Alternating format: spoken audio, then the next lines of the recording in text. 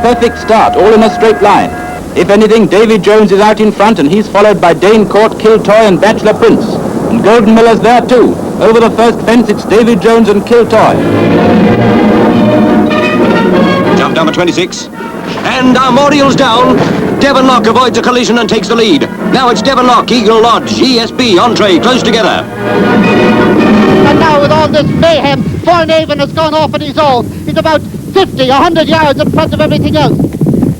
Great noise on the outside of Proud Tarquin as Chris jumps the canal turn, and he's over it clear. He's still 20 lengths clear from Red Rum in second. Spanish Steps is third, Hurricane Rock fourth.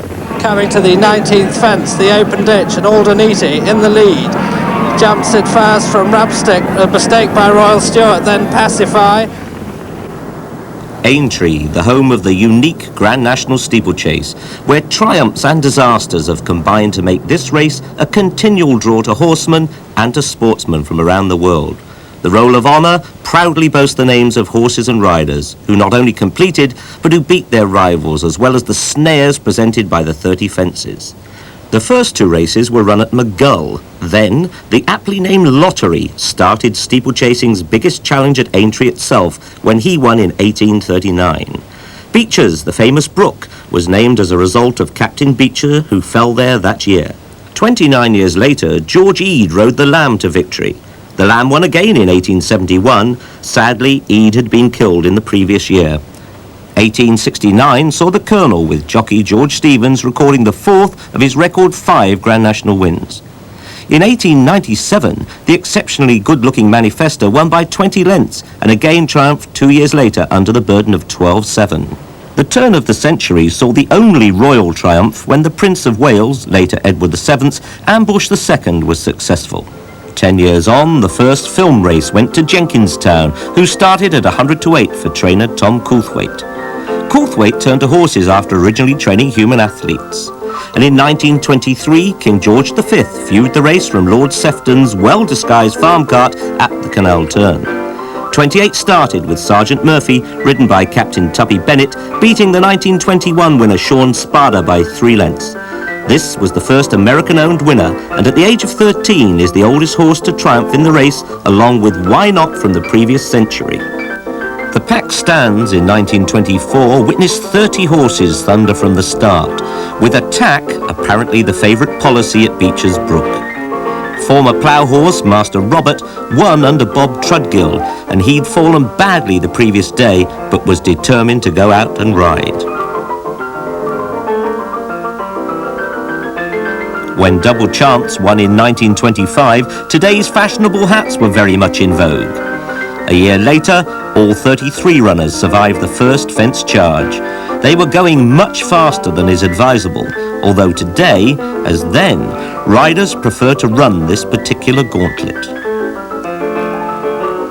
Beecher's, though, claimed Lee Bridge, who became more of a hazard for Coco than the fence itself. Jack Horner, the winner, bought only 2 weeks before the race, was owned by American Charlie Swartz and trained by Jack Leader. Favourite backers had plenty to cheer about in 1927 when Sprigg obliged at 8-1, beating 36 others. Bold jumping was very much the plan at Beecher's, with just one refusal tight in the corner under the B flag signposting this famous obstacle. Conversely, the usually incident-free water jump saw both Red B and Test Match knocked out of the race. They fell identically, albeit totally independent of each other, right under King George V's nose. The opposite happened the next year, when of the 42 starters, only the 100-1 outsider Tipperary Tim completed the course intact. The 90-degree turn at the Canal claimed over half the field, with Easter Hero stopping many of them when running up and down in front of the fence. By the halfway stage, only 6 were still in the race, and at the last, Billy Barton departed to leave Tipperary Tim with just a loose horse for company. Billy Barton was remounted to finish second, although by then the winning jockey Billy Dutton was in the hallowed winners' enclosure. This encouraged the all-time record of 66 starters the following year, spreading right across the wide expanse of Aintree's start.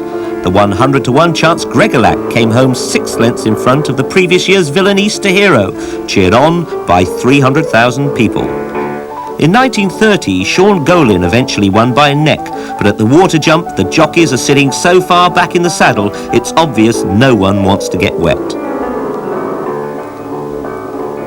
At Beecher's, despite seeing some really brave leaps from the leaders, one horse and rider finds out that the penalty for a faint heart is definitely not to be recommended. It's a long, long drop when you're going slowly. And yes, there really is water in the brook. The tail ender certainly was not prepared to give an action replay of what he'd just seen. The winner was a bargain buy at 55 guineas as a 3-year-old, which might now just get you a horse's tail. The next year, the fast ground meant plenty of horses were on their feet at the Canal Turn, where the fallen jockey has his old cork helmet kicked off his head. And despite the nasty appearance of the incident, he calmly smooths his hair into place. Grackle, who beats the 1929 winner Gregolac by 1.5 lengths, had the now popular cross noseband called after him, while trainer Coulthwaite in turn was honoured with a Haydock Park steeplechase, and today that event is still a respected Aintree trial. This year sees Beecher's sister fence Valentine's featuring, and noticeably the drop is not so evident. Although less famous, it does present a marvellous spectacle, and on occasions claims its price. Coming so close after the Canal Turn, Valentine's attracted huge crowds in the 30s, who were even afforded grandstand viewing. Now, who says horses don't like racing? The loose one disproves that theory. Eventually, Forborough, a flat race reject, won under Tim Hamey for trainer Tom Rymel. The riding fee then was a pittance, but it's pride that makes jockeys remount.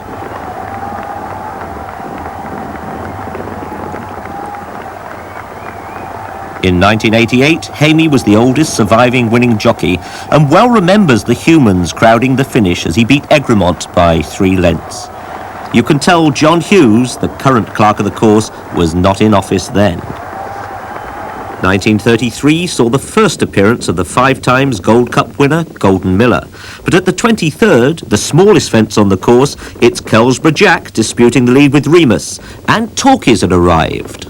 Now, if you look very, very carefully, you may see Golden Miller's fall.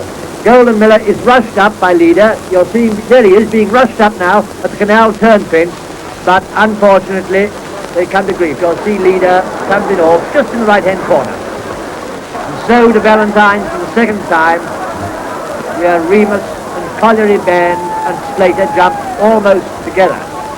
So up the straight we come, up the straight with Kelsborough Jack, passing the post 3 lengths clear of Really True and the hooded horse later Burn, just behind. There's Kelsborough Jack being led back into the unsandy enclosure by the owner's husband, Mr. Ambrose Clark. The fast ground in 1934 enabled Golden Miller to set a new course record under jockey Jerry Wilson. The great horse had also won the Cheltenham Gold Cup that same season and remains the only horse to do that incredible double. Sadly, it was to be the only time Golden Miller completed the course in the Grand National. And owner Dorothy Paget had taken the horse as a gambling debt from trainer Basil Briscoe. The partnership was severed before the next Aintree Marathon. The Miller failed to get round when unseating Jerry Wilson at the 11th fence in 1935. But the contest itself went to the Furlong family, with owner-trainer Major Noel Furlong's son Frank riding Reynoldstown to victory. The horse was named after the Connection's Irish home, and when you consider today's strict rules regarding chin straps on helmets, riders then were taking liberties. In 36, names from the past, including Lester Piggott's father, Keith. The 26th fence, Reynoldstown stumbles and nearly throws his rider. That cost him 2 lengths and it may spoil his chance. The 28th fence, now there are only 2 more to go. As they come round onto the racecourse for the last time, Reynoldstown is coming up again. And now he's nearly level. It's only a 2-horse race now. They're coming up to the last fence. It looks as if Reynoldstown may win after all. And then the third sensation. David Jones' rein has broken. His rider's lost control and he goes round the last fence instead of over it. Reynoldstown is over and Reynoldstown wins. He's coming up into the finishing straight now. No horse has won for 2 years running for 66 years. And it's a triumph for the amateur owner and rider. Reynoldstown win. Since then, winning jockey Foot Warwin has enjoyed a career as a top trainer, successful in that sphere with Team Spirit in 1964. Coronation year, and both the King and the Queen were present, with coincidence backers plumping for Royal Mail. En route, a gallant attempt to keep this partnership intact sadly failed. The last jump. Royal Mail is leading Coolin by 4 lengths, but Coolin is coming up. It's going to be a terrific finish. Down the finishing straight, Coolin is gaining on Royal Mail. Royal Mail is holding her off. Coolin is making a final desperate effort, but it's too late. Royal Mail wins. Royal Mail wins the Grand National 1937. Several records were established in 1938 with 17-year-old Bruce Hobbs riding a tiny American stallion Battleship. Only a head separated the winner and Royal Daniele with no photo finish to help the judge. And now comes the most terrific finish that Aintree has seen for years. Workman suddenly tires. Battleship on the near side comes up to challenge Royal Daniele. Between them is Takbor Pasha, riderless. Down the course in front of the stands, there's nothing in it.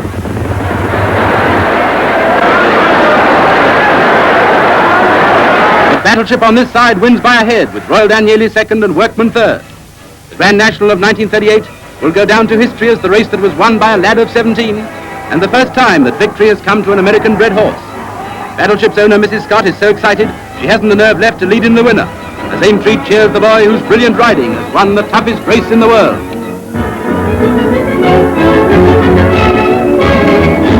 In 1939, the huge crowd included many from Dublin. They backed last year's third, Workman. The canal turn once more. The spruce fence isn't looking quite so spruce. All safely over. Oh, well handled, sir. Royal Mail is leading in the home trail at Valentine's.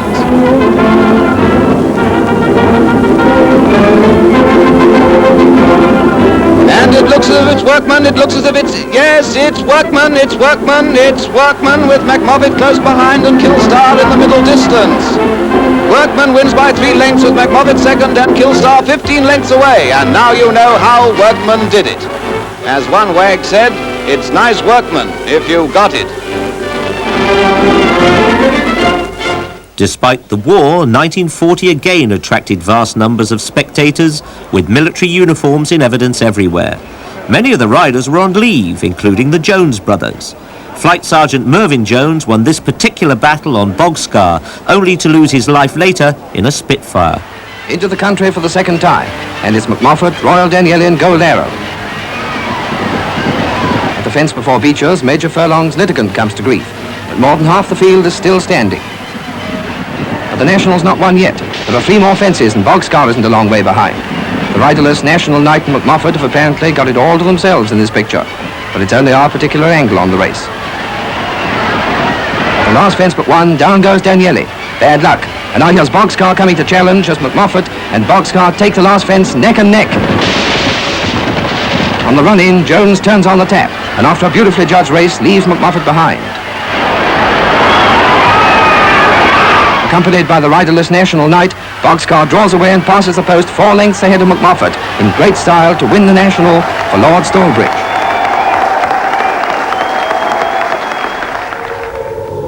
The war prevented any further Grand Nationals for 5 years, with Aintree housing 16,000 troops and used as a truck depot. From their home by the paddock, the Topham family kept a vigilant watch on the course itself. And when racing resumed in 1946, it looked as if a bomb had hit the 19th. And here the old lesson, always jump something solid, never go for a hole in a fence, was ignored by race-rusty jockeys. Prince Regent in the lead, with 2 riderless horses in hot pursuit and Lovely Cottage not far away. Lovely Cottage may have been out of the picture up to the present, but from now on he's right in it. The order at the last jump is Prince Regent, Lovely Cottage and Jack Finlay, followed by the only 3 other runners still being ridden. And now you can see exactly what happened. The favourites obviously had it. Lovely Cottage makes his great run and leaves Prince Regent standing. And before they reach the post, Jack Finlay has also passed him pretty easily. The racing-starved fans turned out in droves that year, with 400,000 people paying to watch Lovely Cottage win by 4 lengths. 12 months later, another shock winner turned up at 100 to 1 when Kahoo romped home by 20 lengths, looking as fresh as if he'd only just started. Some people claimed exactly that, yet it was never proved that Eddie Dempsey had missed 20 of the 30 fences on that misty afternoon. Certainly I've never seen a horse finish so full of running after completing this gruelling test. This year, to improve productivity, the government had moved the National from Friday to Saturday, and once again there were plenty of people to cheer the winner home, even at that price. The first mare to win for 46 years was Sheila's Cottage in the hands of Arthur Thompson. The first of 3 Grand National winners for trainer Neville Crump, who described his charge as a good game plodder. She won for owner John Proctor, a Grimsby trawlerman, by a length from first to the Dandies, with Lord Mildmay third on Cromwell 6 lengths adrift. 43 started this year, but few of them saw more than a distant view of Sheila's Cottage, a stoutly bred mare with a very genuine head. In 1949, the course changed hands from Lord Sefton to the Tophams, overshadowing Russian Hero's win for trainer George Owen. Royal colours were carried for the first time in 40 years since King Edward VII's death, when Monaveen raced for Queen Elizabeth and Princess Elizabeth. Leading at the first fence, Monaveen kept out of trouble from his 48 rivals, who were eventually whittled down to just 7 finishers. The blistering pace early on claimed a few casualties, and by the 14th, the future Queen's hopes were very much alive. Monaveen blundered badly there, with rider Tony Grantham calling on self-preservation to keep in the saddle. By the last jump, only 2 had a chance, with Jimmy Power getting his share of luck before steering Freebooter to win by 15 lengths. Monaveen brought relief to his owners when coming home safely in 5th place. Speed undoes many a carefully laid plan, and this time 12 of the 36 runners got no further than the first fence. When you see the force with which the last jockey's head hits the ground, it is no surprise that concussion is high on a rider's injury list.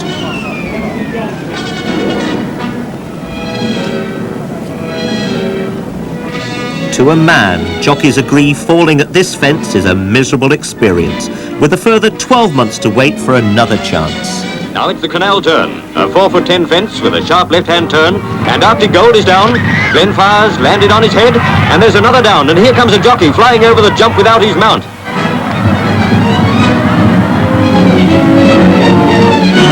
Three loose horses are running in front of the chair. And there goes Russian Hero out of it, as Gay Heather, Nickel Coin, Royal Tan, Derris Down and Broomfield head for the water for the end of the first time round. Beaches for the second time, with Nickel Coin leading from Gay Heather. Here's how slow motion saw Gay Heather and Derris Down go down.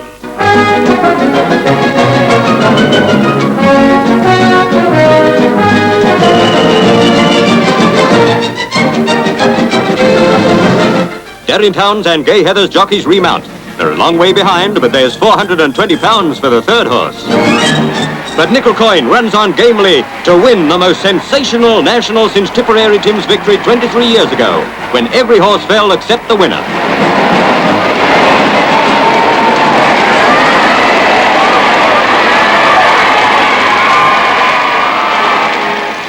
First to congratulate John Bullock on his brilliant ride is the man he beat.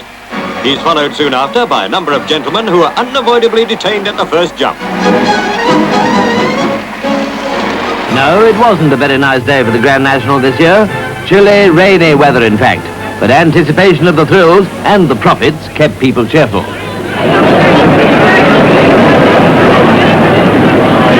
One entertaining variation was that Mrs. Topham had her own commentators to describe the great steeplechase.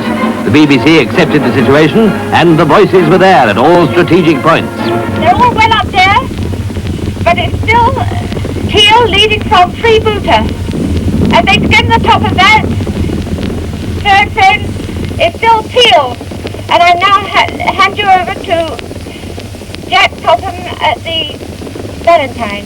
Teal and Freebooter coming to take breaches the second time and they'll jump properly together. From Regal Joy, number 5. What No Sun. What No Sun. And from here I hand you over to Don Butchers at the grandstand. Over. I'll tell you what jumps first. They've jumped together, there's nothing in it. What No Sun third. He's fallen. It's a terrific race between these two horses. Arthur Thompson is riding his second national when he's drawing away on Teal. He's had a look round to the left. He's 2 or 3 lengths in front of Legal Joy now, drawing further and further away. Teal wins. Legal Joy follows him home. And a long way behind third is What No Sun. Normality resumed in 1953 and an amazing sequence started for trainer Vincent O'Brien when Early Mist won under Brian Marshall. The following year, the same owner, trainer and jockey won again, this time with Royal Tan. And it was 3 in a row for this brilliant trainer O'Brien with Quare Times and Pat Taff. The ground was so wet the water jump was omitted, but Irish horses have never been just fair weather performers, which is also true of the National's regular followers. Quare Times has got the lead from Tudor Line. Carey's Cottage has dropped back to 3rd place, and it's going to be a victory for Quare Times. Still going magnificently, he strides on towards the post. And Quare Times, who cost his owner only 300 guineas, has won the National. At 100-9, the winner was well backed, but for a very young-looking Vincent O'Brien, it capped his jumping career, and he then set about conquering the flat. Some losers in the National are remembered more than the victors, and none more so than in 1956, when a typical Beecher's Brook fall was incidental to the drama that was to unfold so close to home. Jump number 26. And Armorial's down. Devon Lock avoids a collision and takes the lead. Now it's Devon Lock, Eagle Lodge, ESB, Aintree, close together. Jockey Dick Francis is pushing Devon Lock ahead inch by inch. Eagle Lodge is beginning to tire, but there's still plenty of power in the Royal Horse. And now it's ESB taking up the challenge as Eagle Lodge drops back. But Devon Lock's going strongly at jump 29, and he looks to the crowd as though a royal win's a certainty. Into the final straight with victory in sight for Devon Lock. He's clear away from ESB and Gentle Boyer. Only 40 yards to go. Devon Lock can't lose.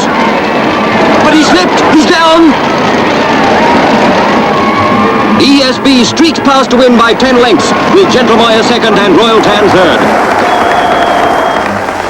There were 250,000 people at Aintree that day, and I remember hearing, as I came over the last fence, you could hear this crescendo cheering building up.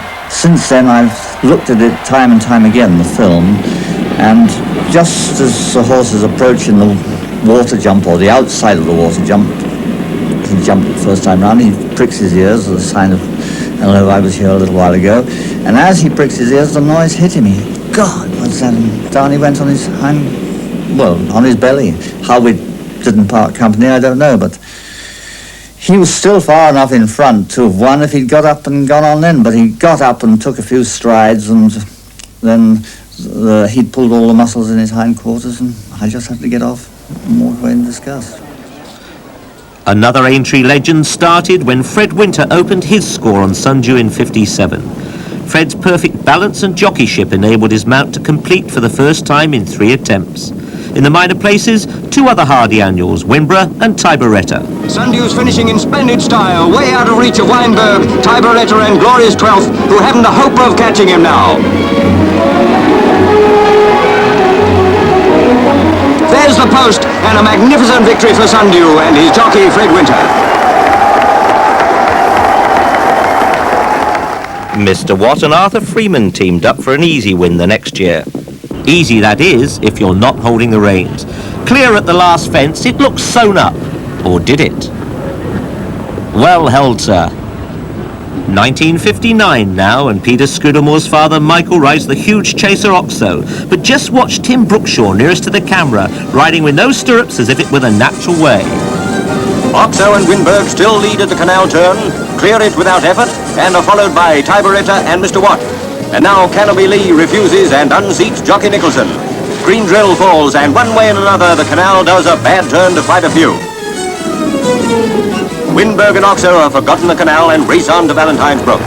There seem to be only 4 horses now left in the race. Jubilant spectators saw Scudamore win on merit by 1.5 lengths, with Tim Brookshaw, still stirrupless, taking the honours for a gallant effort when lesser men would have cried enough. That's real horsemanship for you. In 1960, the favourite Merriman II obliged under Jerry Scott. Trainer Neville Crump was not having spectators stealing his glory, watched the push. The easy 15-length victory over Baddenlock was just reward for Jerry's professionalism. Owner Mrs. Winifred Wallace looked slightly surprised. With Britain's top show jumper, Pat Smythe, presenting the winning sash, Merriman can't quite make out why all the fuss. The Russian flag over Aintree heralded 2 Iron Curtain challenges in 1961. The jockeys looked happy enough, although Reljeff and his stable companion Griffith's credentials appeared dubious even in the paddock.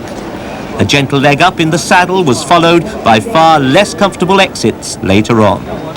And at the start, Merriman II was kicked, and Scott signalled for inspection of the damage.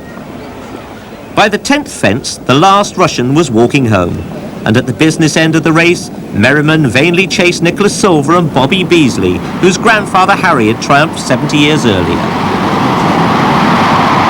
Ahead of Merriman by 5 lengths, Nicholas Silver wins the National. What a combination, Bobby Beasley and Nicholas Silver, first grade to win the National for 90 years. From now on, the National is televised in its entirety and is a highlight of the major sporting television calendar. And Aintree, a green oasis amidst housing and industry, really comes alive. The 30-fence, 4.5-mile course, originally built over natural country, has 16 fences on the first circuit, with the chair and the water jumped only once. Each fence poses its own particular problem. So with Maureen Piggott and Ernie Fennick, I came out of retirement to relive old memories, trying to bring the feel of the race to you. Microchip technology has for the very first time enabled us to give you the jockey's view from the saddle, which explains my peculiar looking headgear. Safely over the first, unlike so many before us.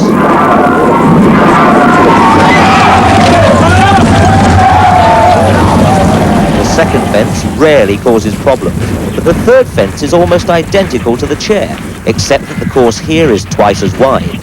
Now for the first time, horses catch sight of the uninviting open ditch. Of my 3 falls in the Grand National, 2 were here. Happily this time we survived. The horses will need even more encouragement from us at the next fence. It's Beecher's Brook. Foremost in our minds is meeting it right. Too close to the guardrail and we'll crash into it. Too bold a leap will cause overbalancing on the landing side.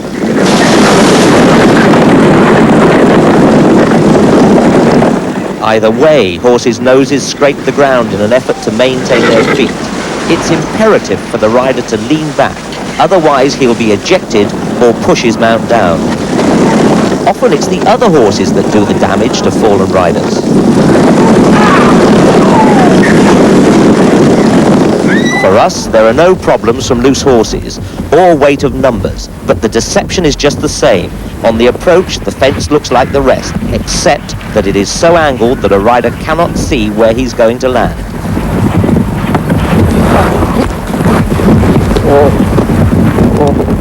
And what a jolt that is. Then, what a relief to find you're still intact. You've cracked it. But at Aintree, false confidence is an imposter. The next is the smallest obstacle on the course. If that's not enough, the canal turn fence follows next and is actually on a 90-degree bend. I firmly believe the National can be stolen here. If a rider has the room, he can manoeuvre to jump across the corner, cutting the angle and gaining vital lengths. Let's not press that.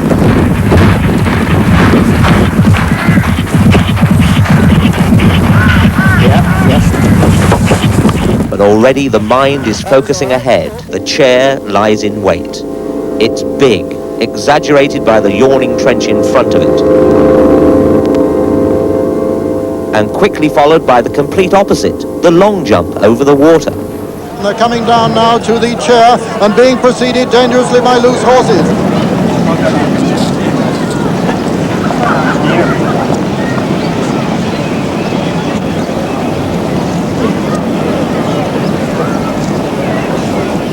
For this trio, there are no loose horses to interfere or other riders to avoid. Conversely, there's no rising tide of encouragement from the crowd packing the stands. The winter sun hovering above the chair distorts the approach as the racecourse funnels the runners ever towards it, challenging them to the ultimate test of horsemanship.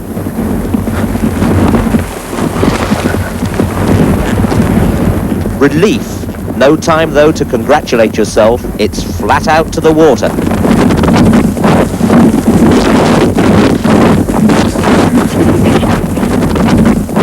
Those surviving to the stands after one circuit can but briefly sigh with relief, because the second lap often proves even harder when real stamina is called upon. Having played huntsman in order to survive, it's then a case of being jockeys. In '62, the voice of Peter O'Sullivan floods into houses everywhere, bringing his own brand of magic to this home of fairy tales. 50 yards to run for Kilmore in the 1962 National, and Fred Winter is going to win it. It's Kilmore striding away clear of Weinberg in second place. Coming up to the line now, and Kilmore is the winner of the 1962 National. Second is Weinberg, second for the third time in his career. Third is the gallant Mr. Watt. 12 months on, the white-faced Carrick Beg, with Lord Oaksey in the saddle, leads them on to another close finish.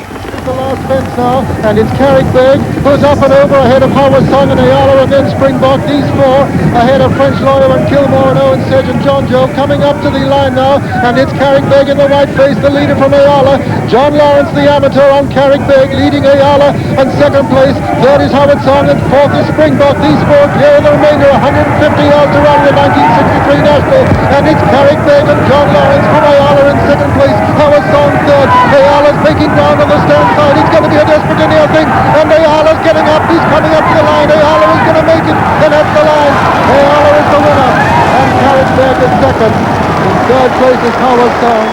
Jockey Pat Buckley snatched victory for famous hairdresser Teasy Weezy Raymond, and in 1964 it was to be another apparent victory turned suddenly into defeat when the tiny Team Spirit, trained by Fook Warwin, produced the goods when it mattered. Coming up towards the last fence now, with Peacetown the leader from Purple Silk and Springbok, Punt and Go, and Team Spirit, and there it's Purple Silk with Peacetown running wide there. Team Spirit coming to challenge him. It's Purple Silk and Johnny Keneally from Team Spirit. Springbok over on the far side. Then Eternal trying to get on terms with them. And it's still Purple Silk being pressed now by Team Spirit, and Peacetown again coming on the stand side. It's Purple Silk over on the far side from Little Team Spirit. Purple Silk going away from Team Spirit. Peacetown in third place on the stern side, coming up to the line. Purple Silk still being challenged by Team Spirit. It's going to be a near thing. Team Spirit might get up. 15 yards to run, and at the line, it's just Team Spirit from Purple Silk with Peacetown third. They've done it at last at their sixth attempt. Then Fred Winter started his incredible training career in the same vein as he had ridden, with the American-owned and ridden J. Trump. It's Freddie and J. Trump together. They're over stride for stride, these two. It's America and Scotland as they race towards the last fence. Rainbow Battle has moved into third place, and the first to come under pressure is Freddie, getting a slap there from Pat McCarron, and it's Tommy Smith on J. Trump, who jumps in ahead. It's J. Trump the leader from Freddie the favourite in second place. J. Trump going away from Freddie now. Rainbow Battle has jumped in third. Mr. Jones is fourth, and it's still J. Trump holding Freddie as they race towards the elbow. There's another 200 yards to run, and it's J. Trump and the favourite Freddie, and Freddie making ground again. Freddie coming on the stand side. It's going to be a near thing. J. Trump on the far side, Freddie on the stand side. It's a desperate thing between these two. Freddie is still making ground. Freddie is making ground, but J. Trump is holding him. J. Trump still holding him at the line. He's just going to win it. J. Trump is the winner. Freddie is second, and getting a pat from Pat McCarron too. Amateur rider Tommy Smith rode exactly to Winter's orders, and the next year Fred was represented by the flashy chestnut Anglo, a 20 lengths victor. Once again, the gallant Freddie was relegated to being the bridesmaid. And for winning jockey Tim Norman, a late booking saw his dream come true. And now to 1967. And as they're heading now towards Beaches for the second time, it is Castle Falls with Princeville, Capino, Rondetto, Rutherford along the inside, the Foss and Northerner, then Kirtle Lad and Greek Scholar together, and here they are at Beechers and over Beechers. The loose horse is over in front. He doesn't seem to interfere with any. Rutherford's lost a bit of ground there, but he's all right, and they're turning out of the fence after Beechers, and as they do, the leader is Castle Falls, with Rutherford's along the inside, and Rutherford has been hampered, and so has Castle Falls. Rondetto has fallen, Principal has fallen, Norther has fallen, Kirtle Lad has fallen, the Fossa has fallen. There's a right pile up. Leedsy has climbed over the fence and left his jockey there, and now with all this mayhem, Foynaven has gone off on his own. He's about 50, 100 yards in front of everything else. They're all pulling up, having a look now to see what's happening at the fence. Ozzy is jumping over it now. Quinton Bay is climbing over it. And as they go now to the canal turn, the one that's going to the canal turn happens to be Foynaven. And he's 100 yards in front of Kirtle Lad, and then comes Pat Tobe, Quinton Bay and Ozzy together. Greek Scholar is next, and the mess is almost over now. And it's still Foynaven a long way clear from Greek Scholar in second place. Ozzy is third. Honey End has now moved into fourth, and he's running on like a train behind him. But coming to the second last now, it's Foynaven and John Buckingham. Blinket Foynaven a long way clear. Greek Scholar is second. Honey End is fourth. Coming to the second last in the National now, and Foynaven is over. He's tiring, but he's well clear. Greek Scholar and Honey End jumping together. Honey End's jumped in second. He's moved into second place now. Coming to the final fence, and Foynaven a long way clear of Honey End in second place. Greek Scholar is third. It may still be a race. Honey End is still making ground, but Foynaven is over and clear, about 150 yards ahead of Honey End, who's still driving on into second place. Third is Greek Scholar. Fourth is Red Alligator, who's finishing fast. Then comes Pat Tobe, but it's Foynaven holding Honey End as they race towards the line. Foynaven, the unconsidered outsider, and John Buckingham holding Josh Gifford on Honey End. Then comes Greek Scholar and Red Alligator. They're racing up towards the line now, and it's Foynaven who missed that melee at Beechers, going well clear to a fantastic Grand National triumph. Honey End is second. Red Alligator's coming up to be third, and at the line John Buckingham looks over his shoulder, sees there's no danger, ears pricked. Foynaven wins the National. Honey End is second. Third is Red Alligator. The victory immortalised Foynaven, only the second winner to wear blinkers. They're coming to the fence three from home. David Mole, I don't think he's moved on Different Class yet, but Red Alligator over first, Different Class second, and Rutherford's third. Moidor's Token now beginning his run in fourth place. The race must be between these four, and as they recross the Melling Road, it's Red Alligator by a length and a half from David Mole on Different Class. Then comes Rutherford's and Moidor's Token, and with that back to the grandstand. Coming to the second last fence in the National, and it's Red Alligator in the lead from Different Class in second place. Moidor's Token is going to jump in third, just ahead of Rutherford's, and then comes the Fossa. Coming to the final fence now, and it's Red Alligator and Young Brown Fletcher from David Mould on Different Class. Moidor's Token in third place, Rutherford's 4, the Fossa 5. This is the last fence now, and it's Red Alligator over clear of Different Class over second. Moidor's Token picked there but got away with it, and he's past Different Class. Coming to the elbow now, and it looks like Red Alligator bar to fall on the flat, although Moidor's Token's putting in a strong challenge, and Different Class is trying to hang on, but it's Young Brown Fletcher, 24 years old, riding in his second National. He was third last year, coming up surely to achieve his first great triumph. It's Brown Fletcher on Red Alligator, a long way clear of Moidor's Token and Different Class, fighting it out for second place. And fresh as a daisy, this Red Alligator coming up to the line, the comfortable winner of the 1968 National. It's a great race for second place, with Different Class and Moidor's Token fighting it out. And at the line, it's a fraction Moidor's Token from Different Class. Absolutely nothing between the two.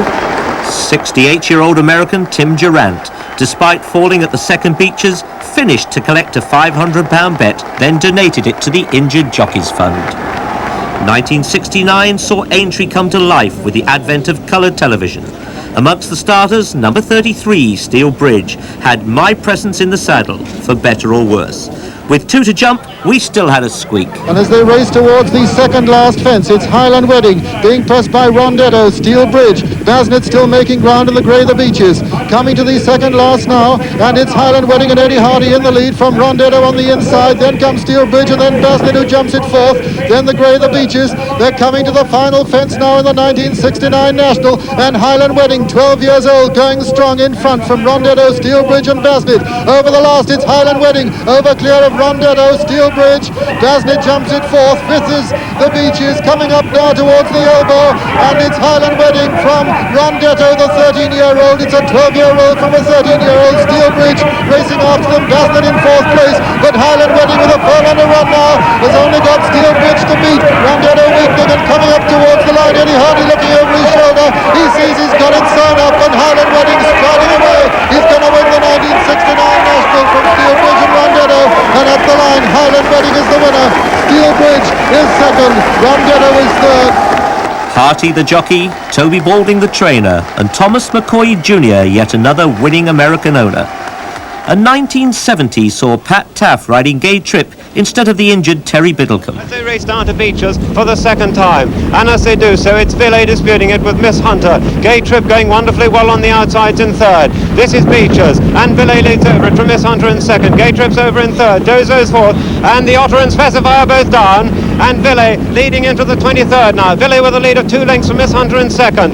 And No Justice and the Foster have both refused to Beecher's that time, but over the 23rd it's Villay leading by a length from Miss Helen in second, Vulture running away in third on the outside, then comes Gay Trip, then comes Dozo, then comes Ginger Nut, then comes Asset, and then comes Pride of Kentucky as they face up to the Canal Turn with only 8 horses left in the Grand National, and Villay leads over it from Miss Hunter in second, Vulture going up on the outside, Sean Barker talking to his neighbour there in third, Gay Trip is fourth, Dozo is fifth, Ginger Nut is sixth, Asset is seventh, and Pride of Kentucky last of the 8 as they jump Valentine's for the second time. And these are the only ones left in the National. Vulture is fading, and now it looks like Pat Taff and Eddie Hardy, and they're coming to the second last now in the National, and it's Dozo, Eddie Hardy towards the left, on the right in the cross belts it's Pat Taff on Gay Trip, and Gay Trip is just the leader as they come to the second last.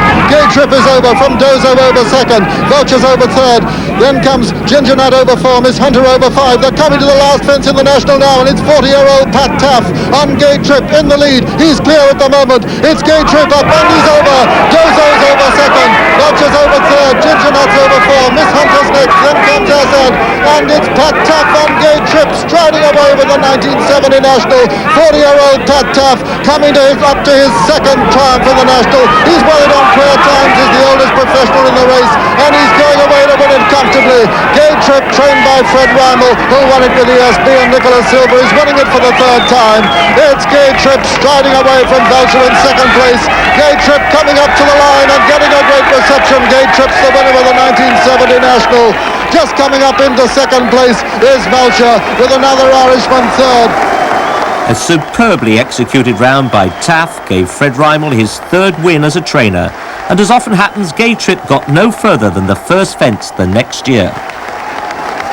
This is Beecher's for the second time, and it's Bo Bob who jumps it first from Asbury second, Sandy Sprite third, the Inventors four, and Bo Bob's a puller. Bo Bob is down, and Sandy Sprite, that leaves in the lead from Limeburner second, the Inventor third, Asbury four, behind these is Black Secret, and Money Boat's a faller at Beecher's as they jump to 23rd, and Limeburner over in the lead from Sandy Sprite second, Asbury third, Black Secret four, the Inventor 5, Bo Gino 6, Specify 7, Regimental 8, Two Springs is 9, Vichy Suarez 10, and those are clear of the rest as they race to the Canal Turn for the second time. Limeburner on the inside of Sandy Sprite. Limeburner over from Sandy Sprite. Then Black Secret third. Asbury 4. Bo Gino is 5. Then Specifying the Inventor together. And now they're coming to the second last now, and it's Sandy Sprite being pressed by Black Secret and Limeburner. Then just in behind them, Bo Gino, then Asprey, then Specify, and Two Springs still making ground as they come to the second last in the National. And it's Ron Barry on Sandy Sprite over from Limeburner, John Buckingham, and Limeburner's gone. Limeburner a follower, and it's Sandy Sprite from Black Secret now. Then in behind Black Secret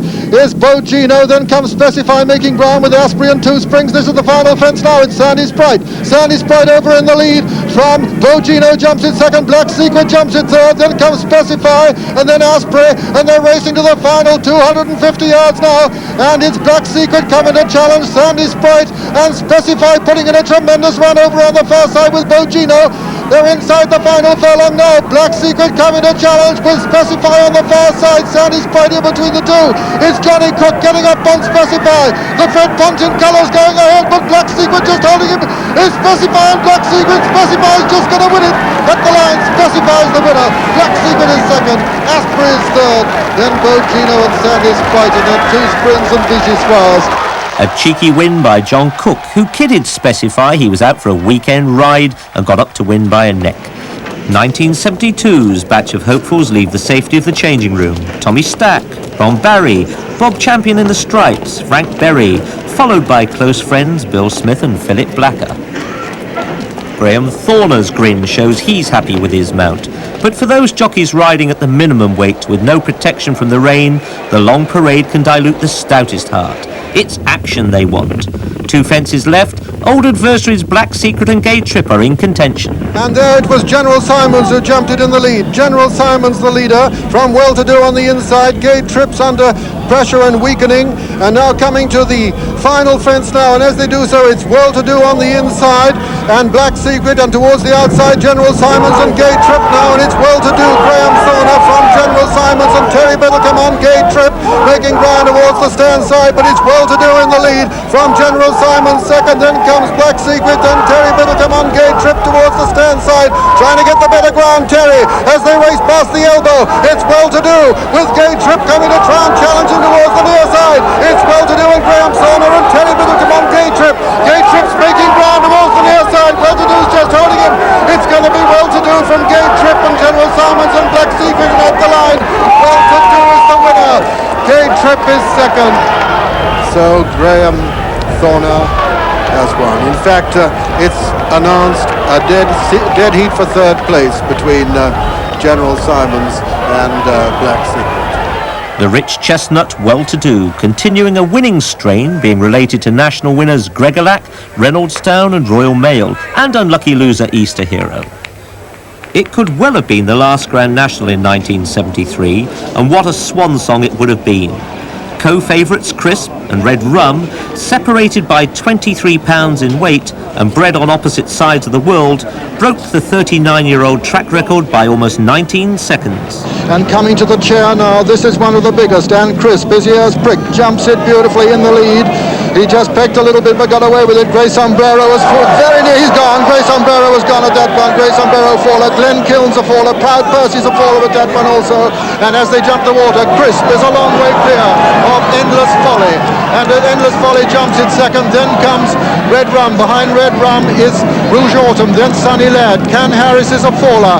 Then comes Great Noise. Behind Great Noise is Spanish Steps and Black Secret and Hurricane Rock. As Crisp comes on his own to Beecher's Brook for the second time. Crisp, the top weight, Richard Pittman, over it in tremendous style, and he's about 20 lengths clear from Red Rum in second place. Behind this comes Spanish Steps, then Hurricane Rock and Rouge Autumn. They're over Beecher's now, then Black Secret over, then Great Noise, and Crisp is over the 23rd already and racing down to the canal turn as Red Rum jumps the 23rd in second place, then Spanish Steps, Hurricane Rock, Rouge Autumn, then Black Secret, Great Noise on the outside of Proud Tarquin as Crisp jumps the canal turn, and he's over it clear. He's still 20 lengths clear from Red Rum in second. Spanish Steps is third, Hurricane Rock 4, Rouge Autumn is 5, then Proud Tarquin on the inside of his stablemate Black Secret. Behind this comes Great Noise and Princess Camilla, then the Puka and Endless Folly. Brown Fletcher on Red Rum, chasing Dick Pickman on Crisp. Crisp still well clear with 2 fences left to jump in the 1973 National, and this great Australian chaser Crisp with 12 stone on his back and 10 stone 5 on the back of Red Rum, who's chasing him, and they look to have it absolutely to themselves at the second last, and Crisp is over and clear of Red Rum, who's just jumping it a long way back. In third are Spanish Steps and Hurricane Rock and Rouge Autumn, and then Lascargo, but coming to the final fence in the National now, and it's Crisp still going in great style with 12 stone on his back. He jumps it well. Red Rum is about 15 lengths behind him as he jumps it, and Dick Pittman coming to the elbow now in the National. He's got 250 yards to run, and Crisp just wandering a little off a true line now. He's beginning to lose concentration. He's been out there on his own for so long, and Red Rum is making ground on him still as they come to the line. It's a furlong to run now. 200 yards now for Crisp, and Red Rum still closing on him, and Crisp is getting very tired, and Red Rum is pounding after him. Red Rum is the one that's finishing the strongest. He's going to get up. Red Rum is going to win the National, and at the line Red Rum has just snatched it from Crisp, and Red Rum is the winner, and Crisp is second. Lescargo's just coming up now to be third. Crisp gave me his all. In return, I was unable to match his strength, but that race record still stands today and will for a very long time. The 73 race started an unparalleled sequence for Red Rum, who won again in 74, himself then humping 12 stones to victory. 75 saw Rummy second to Lescargo from his training base at nearby Southport, where car dealer Ginger McCain gallops his horses on the beach. There, as on the course, Rummy was a fighter. For the 76 race, regular jockey Brian Fletcher was replaced by Tommy Stack. Spitting Image and Nerio prominent towards the outside with Tregaron on the inside. It's Highway View and Money Market, and just behind these are Connemara and Rag Trade in the centre of the course as they jump features, and over it the leader was Spitting Image and Tregaron to Faller, and Highway View and Tudor View is also Tudor View, not Highway View, as a Faller at features as they jump the next, and it was Spitting Image from Nerio, then Money Market and the Dickler, then Rag Trade and Highway View. It's Nerio and the 57-year-old Duke of Albuquerque in the lead from Spitting Image and the Dickler. Then comes Eye Catcher. Meridian there towards the outside on the inner Money Market, and Proland just in behind him with Spanish Steps, and Nerio's a faller there. Nerio has gone at that one, and Meridian has been brought down. As they jump that one, Golden Rapper from Churchtown Boy, the Dickler towards the centre, then comes Spitting Image towards the wide outside, tracked by Brown Fletcher on Eye Catcher, then comes Red Rum. Just behind these leaders comes the Dickler and Connemara, then Sandwellen is prominent, and Spanish Steps on the inside as they come towards Beaches, and it's Golden Rapper who's going to jump it in front. Golden Rapper from Spanish Steps, and Golden Rapper has gone. And that leaves Spitting Image in front from Eye Catcher and Churchtown Boy. Then comes Sandwellen and Red Rum towards the outside, and the Dickler and Rag Trade. Prolan and Boomdocker also fallers at Beaches as they jump to 23rd. And over that one, it's Churchtown Boy who's in front from Spitting Image second. Eye Catcher is third. Fourth is Sandwellen. Then comes Red Rum on the outside in fifth. Then Connemara and the Dickler. Then comes Rag Trade and Spanish Steps. And Verona just tracking this leading group as they jump the Canal Turn. Churchtown Lad who jumps it in front with Spitting Image on his outside. Then comes Eye Catcher in third, then the Dickler and Red Rum, then Sandwellen and Connemara and Rag Trade and Spanish Steps and Verona as they jump Valentine's Brook, and all those leaders are over it, and those are clear. As they come towards the second last, Eye Catcher now with a fractional advantage over Red Rum. Eye Catcher on the near side, then comes Red Rum and then Rag Trade, and it was Eye Catcher and Red Rum together, and as they race towards the final fence in the National, it's Eye Catcher and Red Rum from Rag Trade in third, then the Dickler and Connemara, and then comes Verona, and over the final fence now, and who's going to land first? Red Rum lands in the lead from Eye Catcher, then Rag Trade, and it's Red Rum and Tommy Stack from Brown Fletcher and Eye Catcher, then comes John Burke on Rag Trade as they race towards the elbow, these three, and Rag Trade beginning to make progress towards the stern side and take it up, and it's Rag Trade going to win a fourth National for Fred Rymel. John Burke is going to win the National. It's Rag Trade from Red Rum. Red Rum is fighting back, but he can't get to him. Rag Trade is sliding to the line from Red Rum second. Eye Catcher third. That's how they're going to finish in the National. Rag Trade is the winner. Red Rum is second. Third is Eye Catcher. John Burke and Rag Trade outstayed Rummy, recording Teasy Weezy's second win and Fred Rymel's fourth. At the 13th, the Duke of Albuquerque's Aintree quest ended with a crushing fall off Nerio. The 57-year-old Duke, a good horseman, was unconscious for 2 days, and by the next year, medical standards introduced by the Jockey Club had ruled him out of any further participation. But 42 riders were past fit for the 77 contest, including the perennial Red Rum, ridden by Stack. It also witnessed turf history when Charlotte Brew became the first lady to ride in the race, partnering her own Barony Fort. Let's enjoy the whole of this historic race. All right. The contestants, he asked them if they're all right, and this looks like it, they're off. And Spitting Image on the far side is the first to show of that group, and Boomdocker on the near side with Andy Pandy and Nerio right up with him, and Sandwellen and Brown Admiral. And over on the far side, Spitting Image, with going up with him, Collingwood on the near side, it's Boomdocker. And as they cross the Melling Road, and we go over to join John Hammer, it's Boomdocker from Sebastian, Brown Admiral, Sandwellen, and Andy Pandy, and Waterbuck. And over to you, John. And Sebastian just about the leader at the first on the inside from Dufflecoat on the outside, and Dufflecoat has gone. He's the first one to go. It looked as if Spitting Image went as well. Willie Watt has gone, and as they go to the second fence, it's Sebastian in the lead from Prince Rock, then Brown Admiral, then Forest King, then comes Andy Pandy. No fallers at the second fence, and at the third, the big ditch, it's Sebastian in the lead from Prince Rock, and Brown Admiral and Forest King have made a mistake. The fall there, Davy Ladd has gone, and Innie Carrow has gone, Verrater has gone, and also Royal Thrust, and over to Julian Wilson. And over that one, Sebastian led towards the centre. Towards the far side is Prince Rock. Towards the stand side is Boom Docker with Stan Welland. Brown Admiral just behind the leaders. Then comes Hidden Value. And tracking the leaders on the far side is Sage Merlins. They jumped the one before Beecher. Sebastian over in second, Boom Docker. Then came Hidden Value in the centre. Prince Rock towards the far side, and also behind that on the far side is Sage Merlin. Then comes Brown Admiral as they race down towards Beechers, with Sebastian leading from Boom Docker, Prince Rock, Hidden Value, and Brown Admiral over Beechers. Sebastian over, and Sebastian's gone at Beechers. Sebastian's a faller. Another faller, Songwriter, is brought down at the back of the field, and Winter Rain is also a faller at Beechers, and Castle Rudder is a faller at Beechers, and Lord of the Hill also, and Charlotte Brew is just over. She's over last of all, and she's been badly impeded. But over the next one, and racing down towards the canal turn, is now Boom Docker in the lead from Brown Admiral second. Hidden Value is third. Then comes Prince Rock and Forest King on the inside of Sage Merlin. Then comes Sand Willen and Andy Pandy as they jump the canal turn, and over it was Boom Docker from Brown Admiral. Hidden Value, a bad mistake there by Forest King. In fourth place is Prince Rock, fifth is Forest King, sixth is Sage Merlin. Then comes Sand Willen behind that, and Andy Pandy and Roman Barr, and then comes Red Rum as they jump that one. And still out front is Boom Docker. Boom Docker by 10 lengths from Brown Admiral second, Hidden Value third. In fourth on the outside is Prince Rock with Sage Merlin. Then comes Forest King as they jump the next, and we rejoin John Halmer.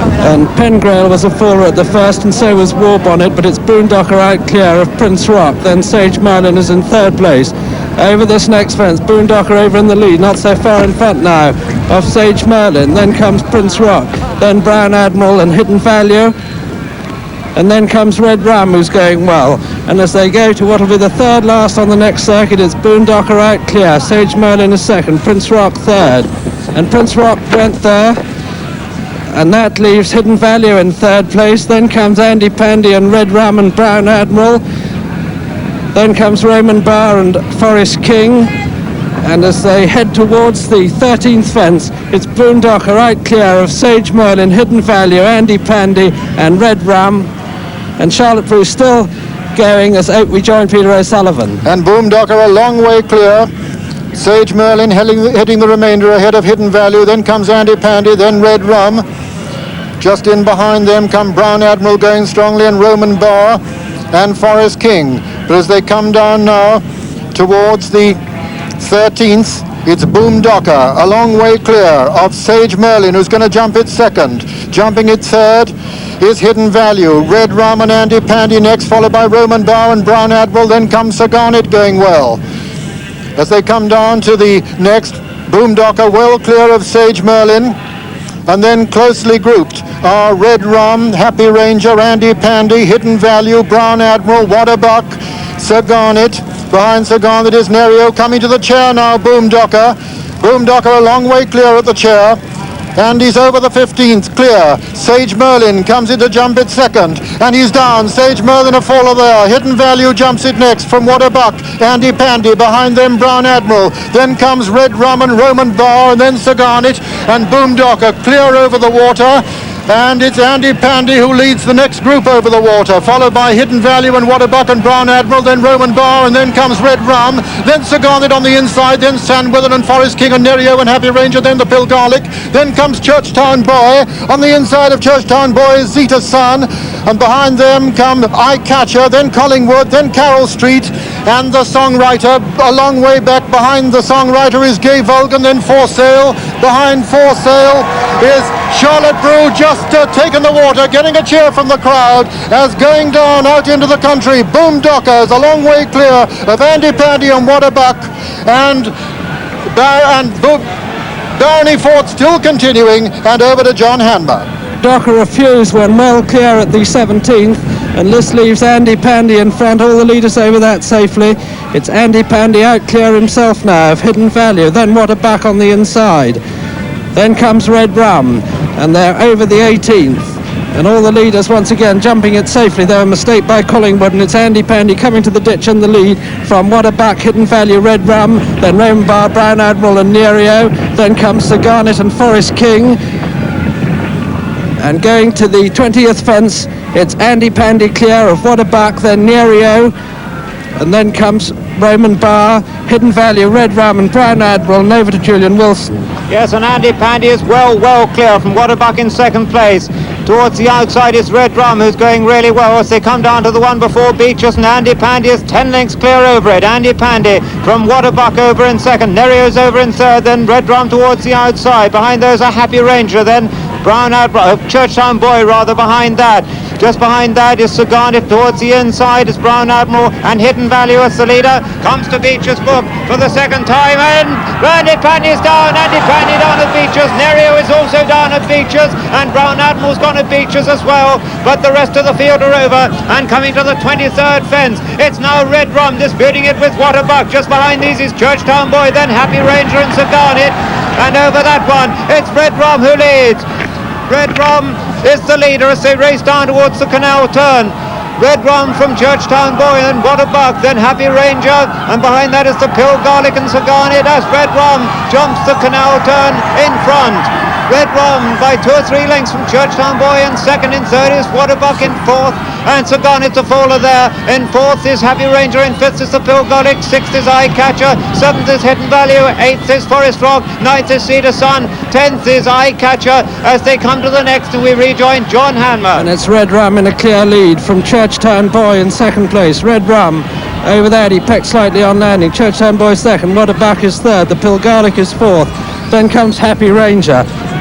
And this is the last ditch, the fourth from home, and Red Rum's in the lead. A lot of loose horses after him.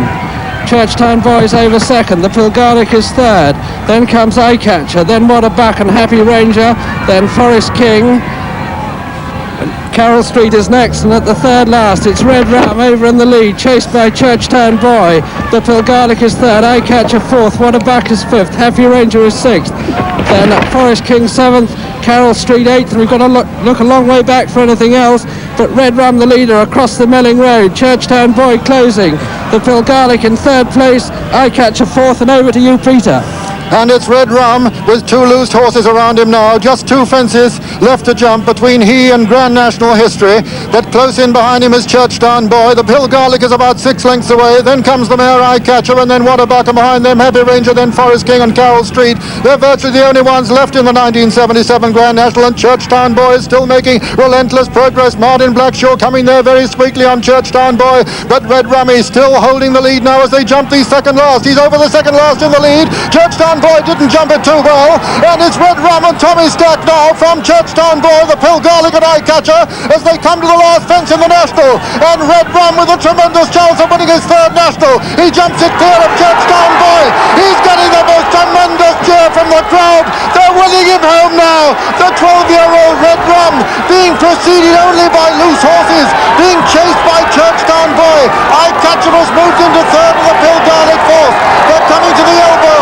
There's a furlong now between Red Rum and his third Grand National triumph, and he's coming up to the line to win it like a fresh horse in great style. It's hats off and a tremendous reception. You've never heard one like it at Liverpool. Red Rum wins the National.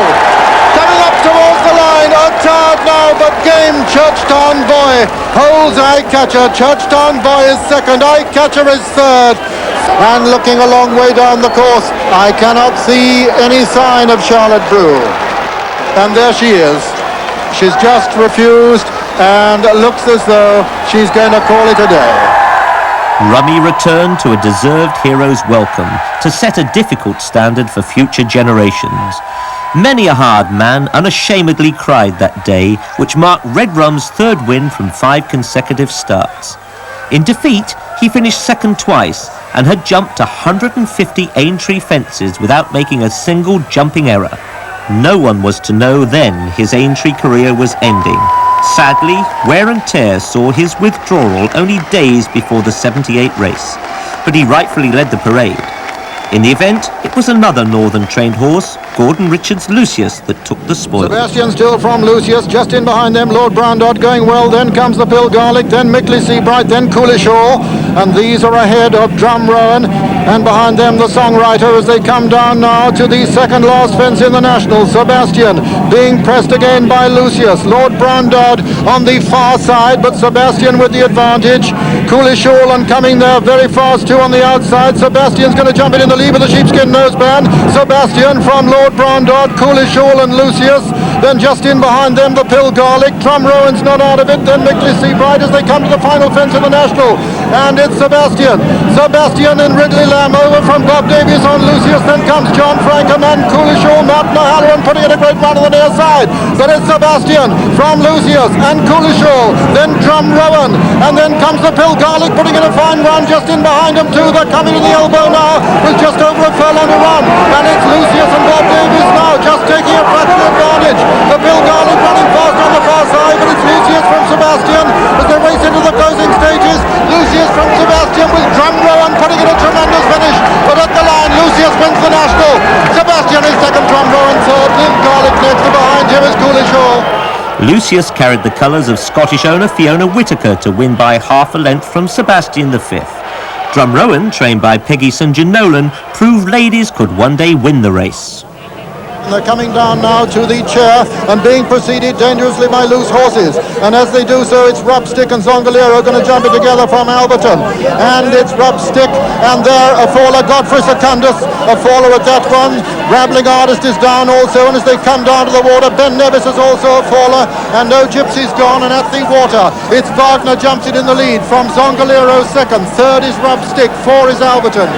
They're coming down to the second last now, and it's Zongalero from Rubstick, the Pill Garlic and Rough and Tumble. They're the only four virtually left in it now. At the second last, they touched on almost together. Rough and Tumble on the far side, Zongalero in the centre, and Rubstick who's weakening, and the Pill Garlic who's finishing strongly. They're coming down to the final fence in the National now. Rough and Tumble, John Frankham from Zongalero and Rubstick. Rough and Tumble lands in the lead from Zongalero and Rubstick. The Pill Garlic lands in fourth. They're racing towards the elbow, and it's Rough and Tumble in the lead from Zongalero second, Rubstick third. The Pill Garlic finishing strongly, and Rough and Tumble now weakening, and Zongalero putting in a tremendous run again, and Rubstick coming there for Scotland with its skin noseband.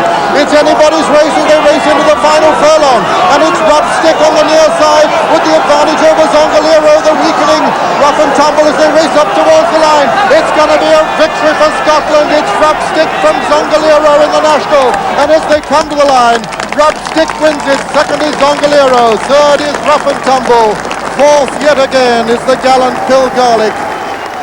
A win for Scotland, but the prize went even further afield the next year.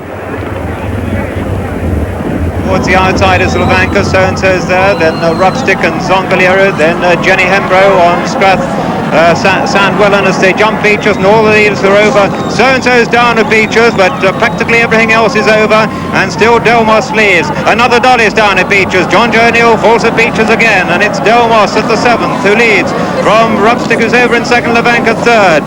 This is the chair now they're coming to, and Delmos with the loose horse upsides him, gonna jump it in the lead. Delmos jumps it clear of Kinninvy second, and Rubstick a faller there. Rubstick has gone at the chair and badly interfered with even up. Coming down to the water, Delmos is clear of Kinninvy in second, then comes Prince Rock and Zongalero. Behind them come Rathlick and 3-1. Behind 3-1 is Rough and Tumble, and then comes Ben Nevis. Then Roll Stewart and Sandwillan. As they come to Beechers, and at Beechers, over it, Ben Nevis over, and Delmos is down. 3-1 has gone as well. Rough and Tumble's over it in third place. Then comes the Pill Garlic.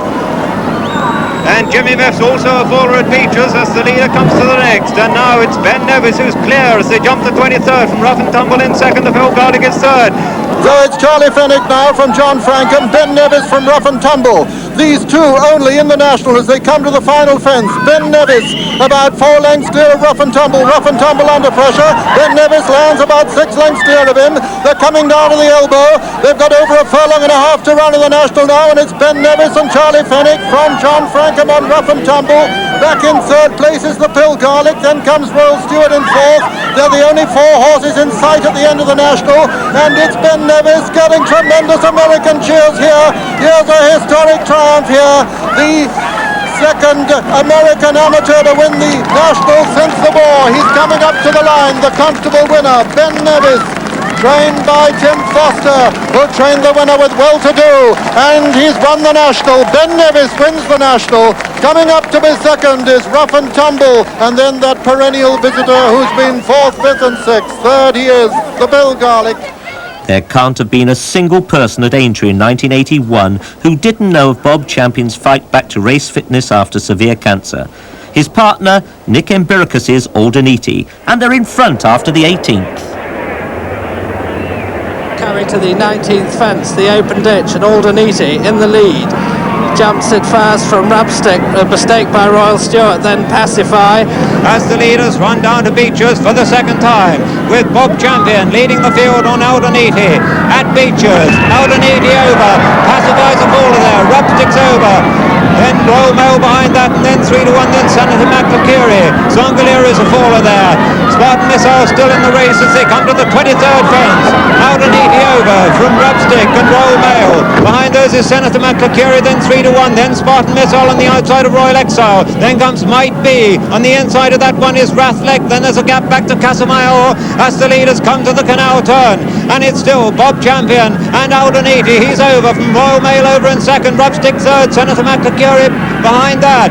And over just 3 behind that was Spartan Missile as the leaders run up to Valentine's Brook. And Aldeniti is over, stood right back at it.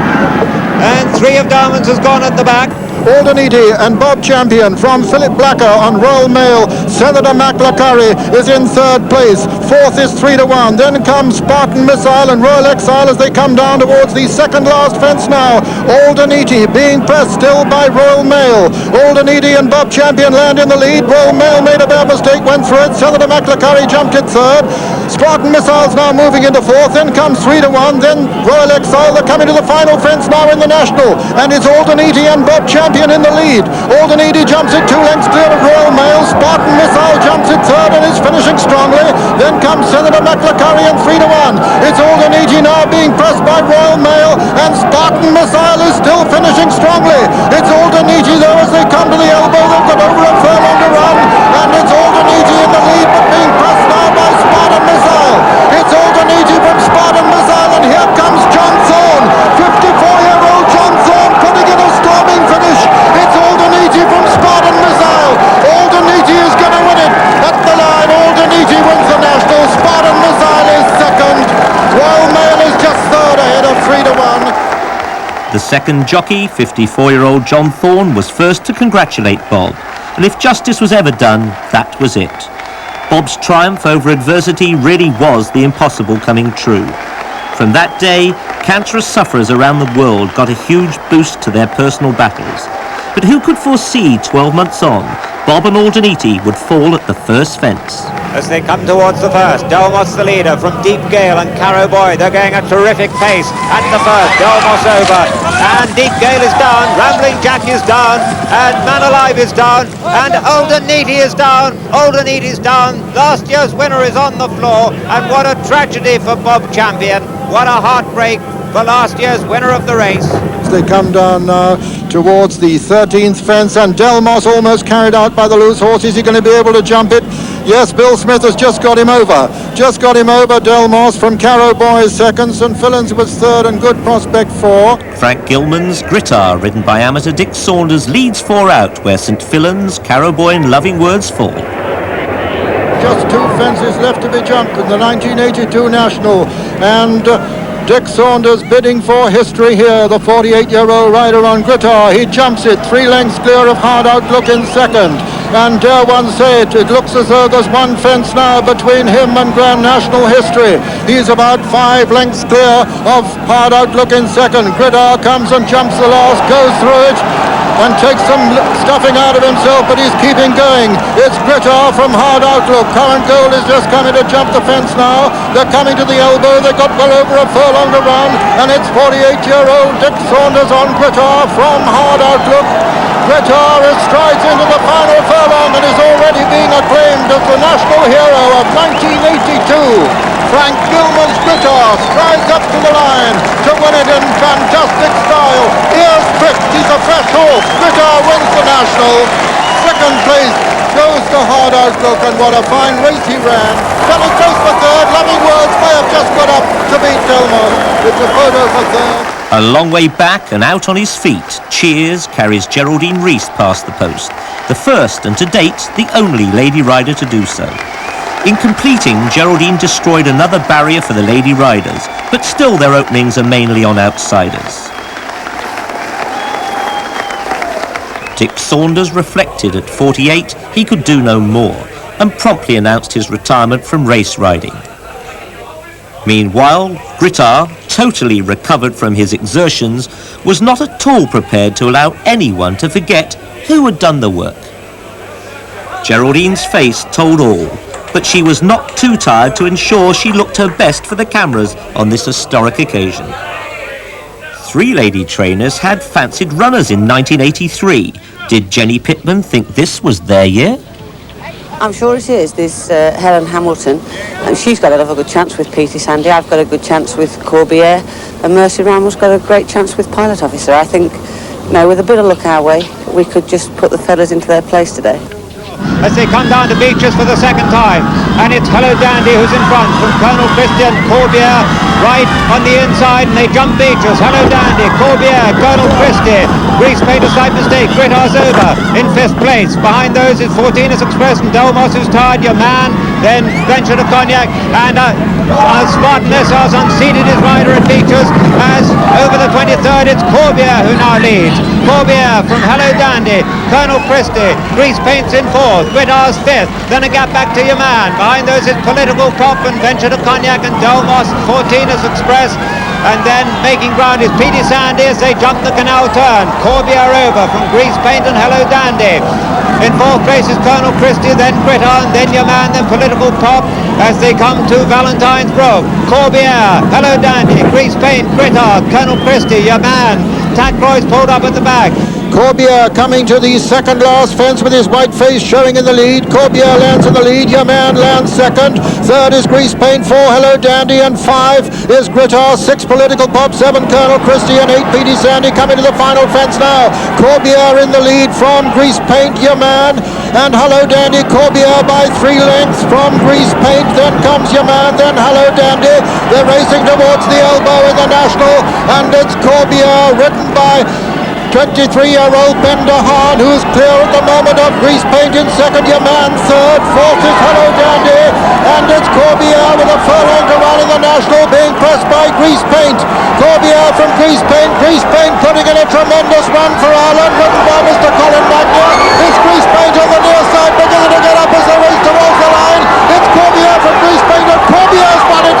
Corbière's the winner from Grease Paint, and a great salute from Ben DeHaan. 3rd was your man, and 4 was Hello Dandy. 5 was Grittard. As we see Ben DeHaan here, 23-year-old Ben on his 3rd Grand National ride, and Corbière makes Jenny Pitman the first lady to train a Grand National winner. Jenny had bought Corbière as a yearling with this very race in mind. Then, for the first time, 1984 saw the restriction of a maximum 40 horses allowed to start. The ground was good. Corbière, Grease Paint, and Hello Dandy were all back at the head of affairs, and quite unusually, over half the starters would have finished the course, a record 23.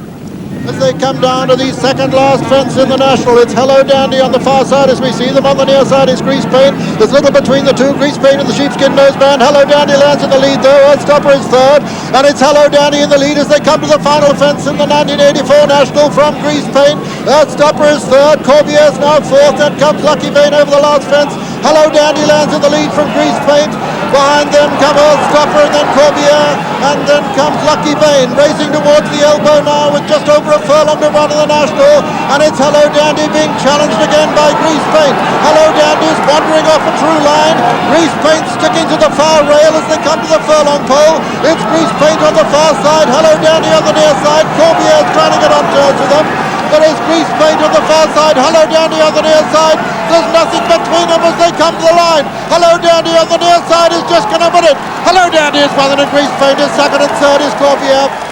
Owner Richard Shaw's Hello Dandy was originally trained by Ginger McCain, but it was for Gordon Richards he triumphed here under Welshman Neil Doughty.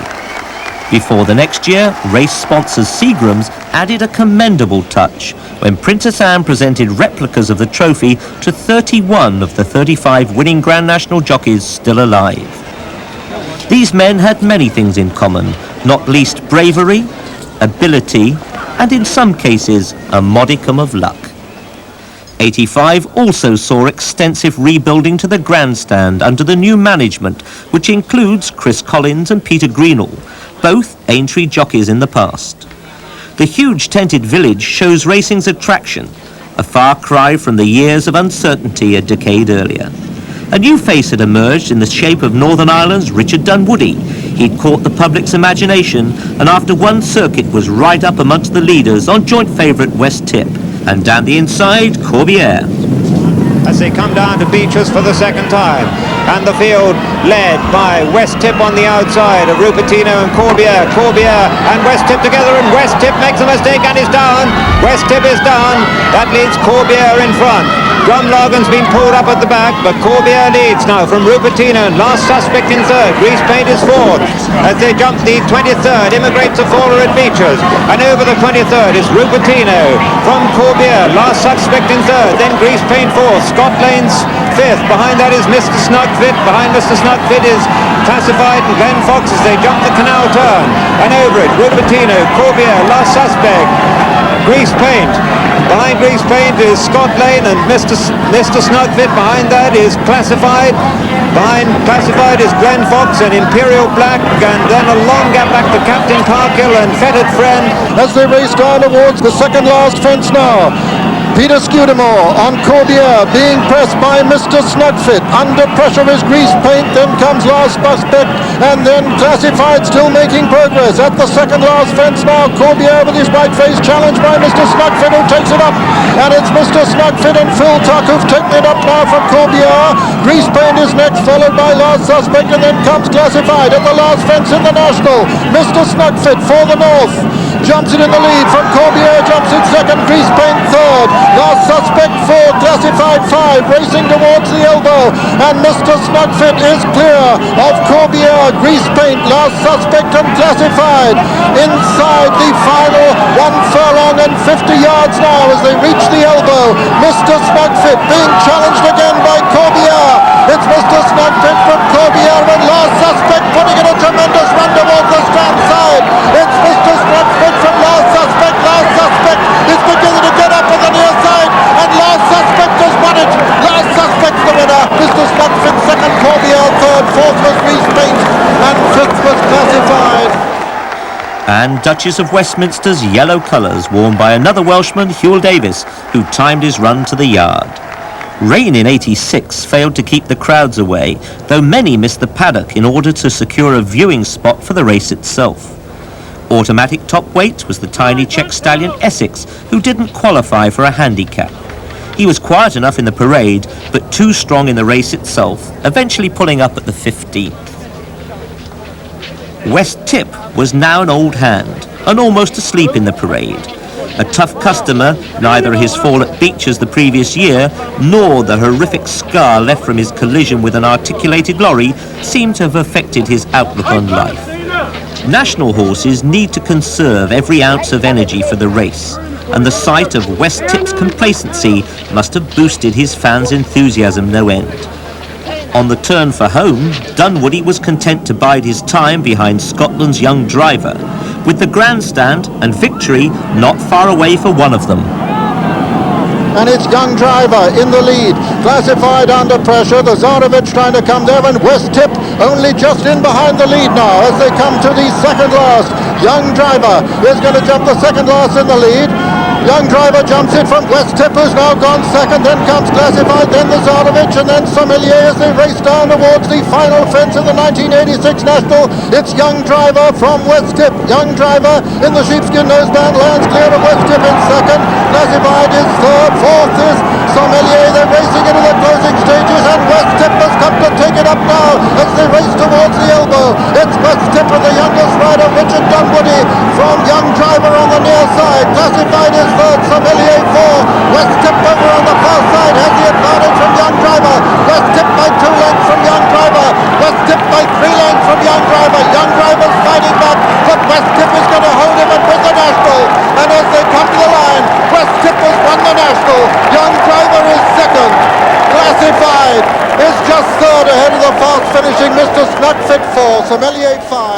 A salute from Dunwoody and a broad smile that tells the story from the youngest rider in this contest. It confirmed his promise.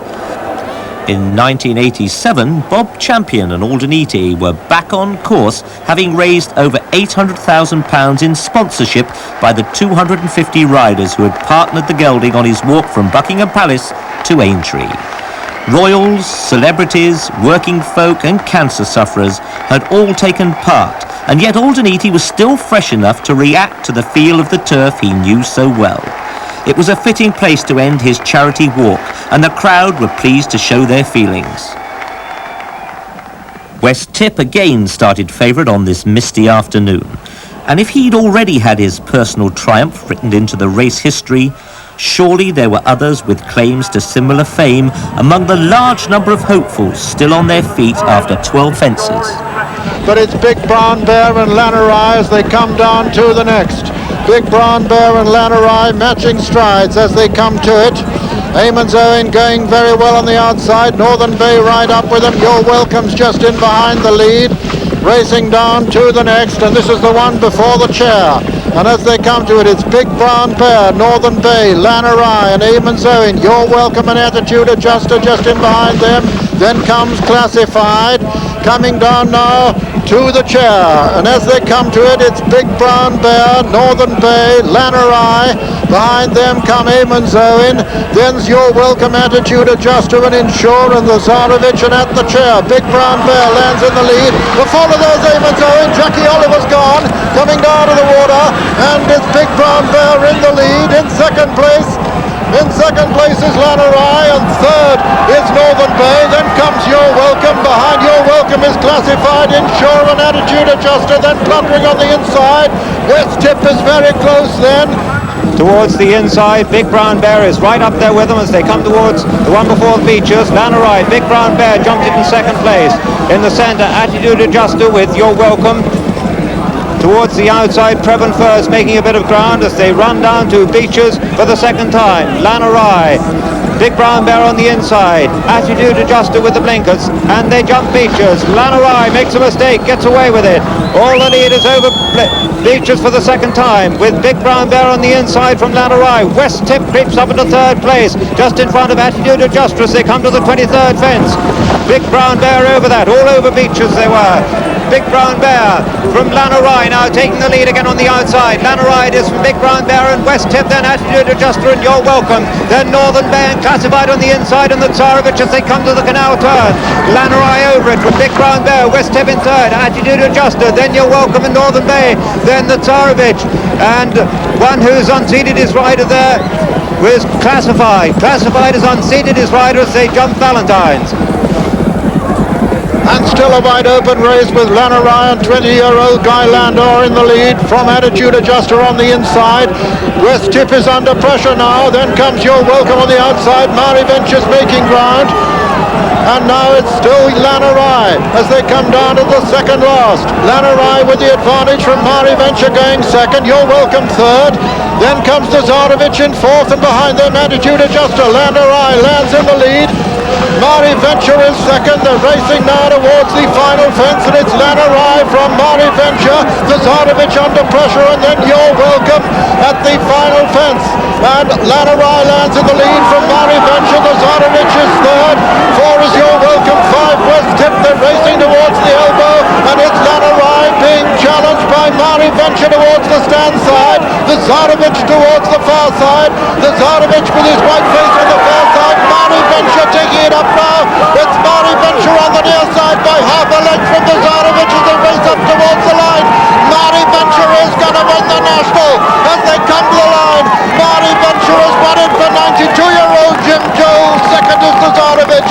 Third is Lannerai. Fourth is West Tip. Jockey Steve Knight and trainer Andy Turnell had between them helped 92-year-old owner Jim Joel to realise his life's ambition, having also won the Derby with Royal Palace. With the owner on his way back from holiday, manager Peter Doyle accepts the Philip Blacker bronze from Seagram's Georgiana Bronfman, leaving us to wonder what amazing stories are yet to be told in Aintree's annual, unpredictable, spectacular.